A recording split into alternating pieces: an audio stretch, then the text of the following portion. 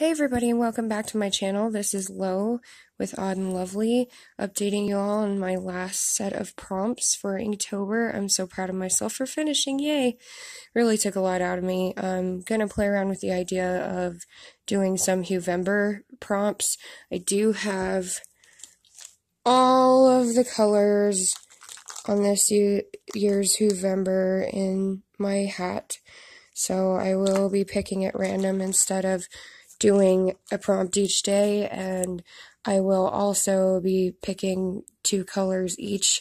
I know that's kind of cheating in a way, but honestly, this 31 drawings in a row killed me, as you can see. And I do have fibromyalgia, so sometimes my hand's a little shaky, and so the Inktober logo looks like crap. I apologize. This was October 25th, and the prompt was tasty, so I tried to do that neo-traditional tattoo look in a way. Did the shading with a ballpoint pen.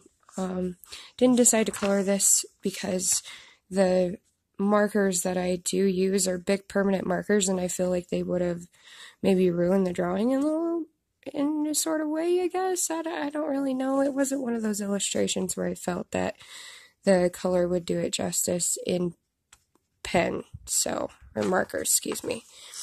Anyway, so there's that one. Here is October 26th. The topic was dark. I was watching The Crow, so I did a mini illustration of Eric Draven's grave. If you haven't seen the movie, I highly recommend checking it out. I did the rose at the bottom. If it would focus, hello? Sorry, I'm filming with a phone. There we go. Yeah, just try to do a simple grave headstone thing. Not my best, but I do like it. And then I had to do corrections to the logo again, because, again, my hands were starting to betray me.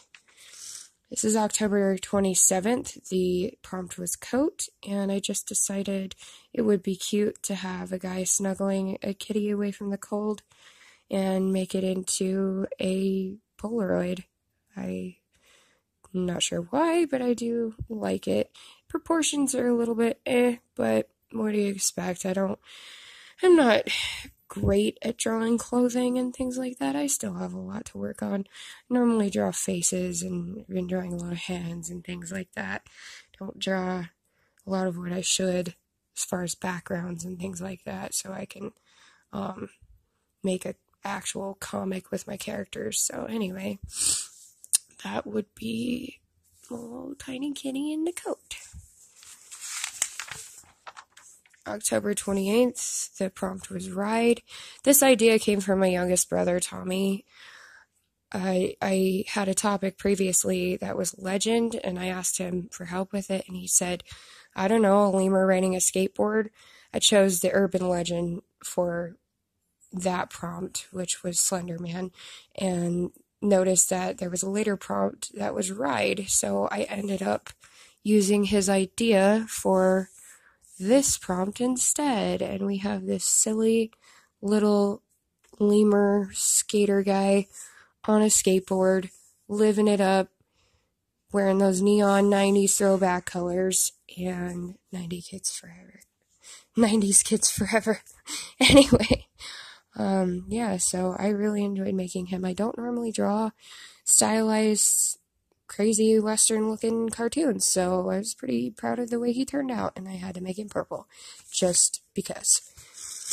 So, sorry about my voice, I'm a little stuffed up. This was October 29th, and the prompt was injured. So for me, in my personal life, I fall down quite frequently because of medication, and I was not born a graceful person. And gravity does not help the less coordinated people in the world, so yeah, I end up bruising myself. In fact, I have a huge bruise on my thigh right now from eating it on my mom's hardwood floor, so not sure quite how that happened, but yeah, I had a bruise on my arm and my leg, and my pants rubbed my skin off. It was terrible. So I just drew a little character with his knees banged up, and he's kind of sitting there like, okay, this kind of sucks. Anyway, I actually liked drawing him. It's certain body proportions and positions are a little more difficult, and I like to try and challenge myself to make my characters look like they're actually alive and doing normal people things. Anyway, this one is October 30th, and the prompt was catch. And I actually did another 3D drawing that you guys could check out on my Facebook page, which is facebook.com/oddandlovely. This is my original character Z again. She's showed up a couple of times in these prompts so far, and she is chasing after a piece of pizza. If you guys remember the dragon I drew with a piece of pizza in his hands, that would be her dragon Steadwin. So they are very addicted to pizza, and she's trying to catch up with it, floating along. Because again, that other illustration I did, she was floating along in space after a piece of pizza. So there's that. And then last but not least, October 31st, the prompt was ripe, and I just kind of wanted to mix some of my warm colors together to make this apple. Just make this single apple so it stood out with some leaves and everything. Pretty proud of the fact I was able to get it with just a set of Bic permanent markers. I'm a firm believer that you can work with any supplies if you just have the patience and try to figure out what they're all about. So, that being said, hit up the dollar store, hit up the thrift stores, go save your money, maybe get better supplies when you're able to, but for now, just keep creating with whatever you can get your hands on. That's what I've done all my life, because I have not lived a lavish life. I was raised by a single mom who had 2 kids, so she bought us art supplies, like, anyway, and of course they weren't, like Liquitex oil paints or what have you.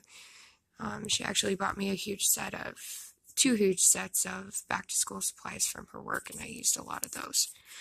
Anyway, thank you for watching. I will continue to update you guys on my art in the future, and this was the end of Inktober 2019.